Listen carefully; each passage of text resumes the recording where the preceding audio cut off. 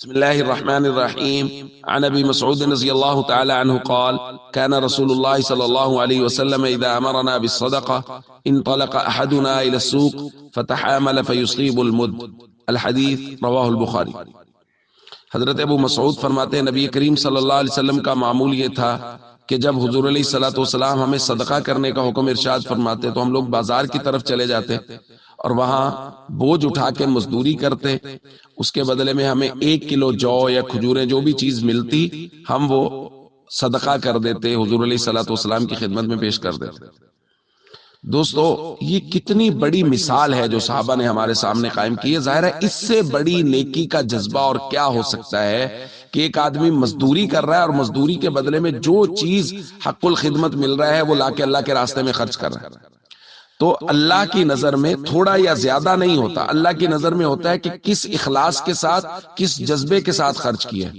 تو جو ہمارے یہاں حالات بنے ہوئے ہیں، لوگ بے روزگار ہوئے ہیں، ان حالات میں تھوڑا یا زیادہ نہ دیکھیے۔ مطلب بہت سارے لوگ یہ سوچتے ہیں کہ جی ہم 10 گھروں میں راشن دیں گے، ہم ایک گھر میں پورا راشن ڈلوائیں گے، تو نہ اتنی گنجائش بنتی ہے نہ وہ ڈلوا پاتے ہیں۔ اس لیے 2 کلو آٹا دے سکتے ہیں، 1 کلو آٹا دے سکتے ہیں، دال دے سکتے ہیں، 1 کلو چاول دے سکتے ہیں، کوئی 1 کلو گھی لے کے دے سکتے ہیں، یعنی جتنی وقتی طور پہ گنجائش ہے اتنا کر دیجیے، اللہ اور گنجائش دیں گے اور کر دیجیے گا۔ اس انتظار میں نہ رہیں کہ یار یہ میں اتنے تھوڑے سے کیسے دوں گا۔ لوگوں کی ضرورت کا تو یہ حال ہے کہ کل ایک خاتون آئیں، انہوں نے آ کے کہا 1 پیالی چاولوں کی دے دیں، میں پکا کے اپنے بچوں کو کھلا دیتی ہوں۔ لوگوں کو تو اس قدر ضرورت ہے اس وقت، تو ہم یہ سوچتے رہے کہ جی جب پورا گھر کا راشن ڈلوانے کی وسعت ہوگی تب دیں گے۔